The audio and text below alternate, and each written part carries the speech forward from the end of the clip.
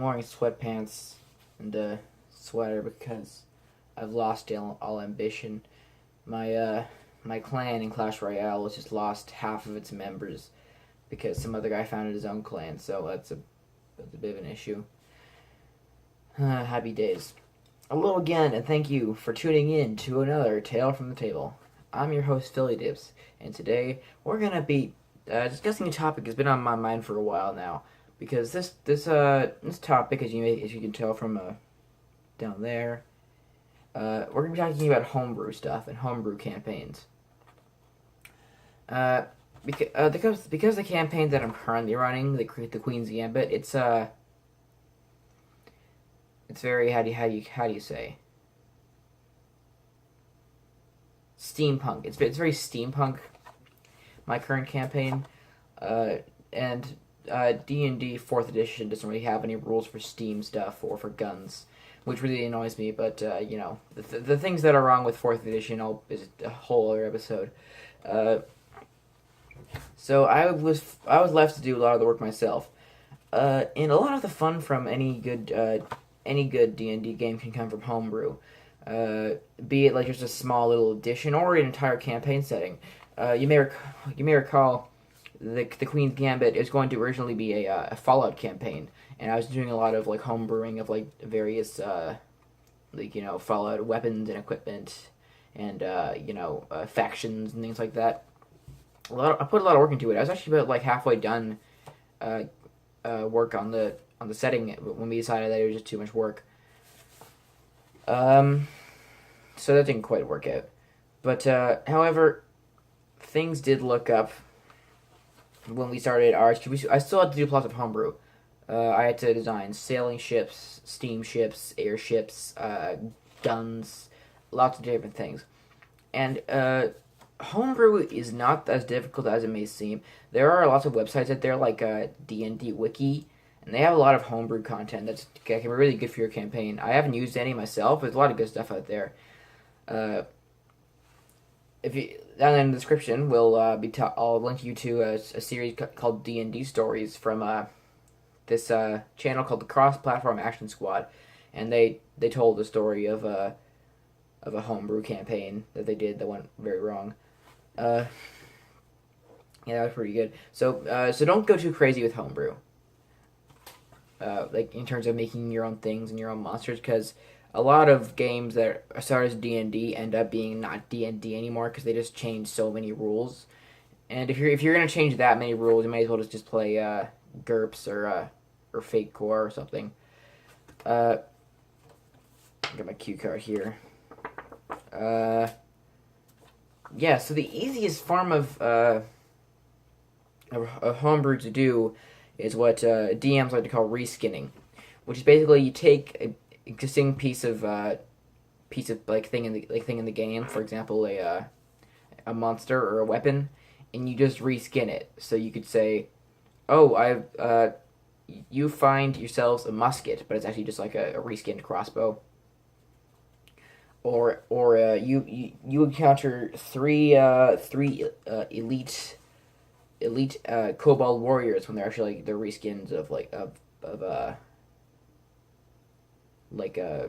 Warforged or something, like to try to keep the theme going along. Because another connection.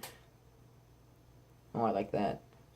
Another connection that I can make to my campaign. It's a lot of political intrigue, this game, and a lot of wartime things. And because their main enemy is Dwarven Empire, and the dwarves in the monster manual, they only go up to level 5 or level 7. And because they're now entering the Paragon Path, I had to reskin higher level soldiers like drow and stuff, and bugbears. And I have to reskin them to make it so that it's still fairly balanced, which is fine. And you can just take any old monster. At one time, I a few years back, there was a Kraken fight, and I reskinned a green dragon, and that it worked well. It worked very well. So reskinning isn't cheating. if it helps to keep the theme of your campaign going, it's fine. Uh, no matter what edition you're playing, the Dungeon Master's Guide will have some kind of guideline for DMs for creating your own monsters and equipment. Like it's even if there isn't like if you're playing like GURPS or something, there isn't much there's much to it really. You just have to make up some stats that make sense. Put together some skills. You follow like the armor class rules and things, and then just make up some cool attacks. Like I had I had like some time ago. I had like a battle where like there were these skeletons, and they were fighting the party in a dungeon room, and I gave one of them like I called it the Valkyrie attack because Clash of Clans. And like he took his axe, he kind of spun it around vigorously, which is good. And yeah, the DMG can be a very helpful tool. And so like homebrew can even be as simple as just like modifying a monster. Like, oh, hang on, this monster's a bit too heavy or a bit too dangerous for my party. I'm gonna bump it down a few levels. That's fine. I've done that so many times. Like your goal, personally, as a goal as a DM, my goal isn't balanced combat. My goal is to tell an epic story, with my group. So if you have to gloss over some things or remove a power or something, that's fine. But don't overthink it. Like if you're going to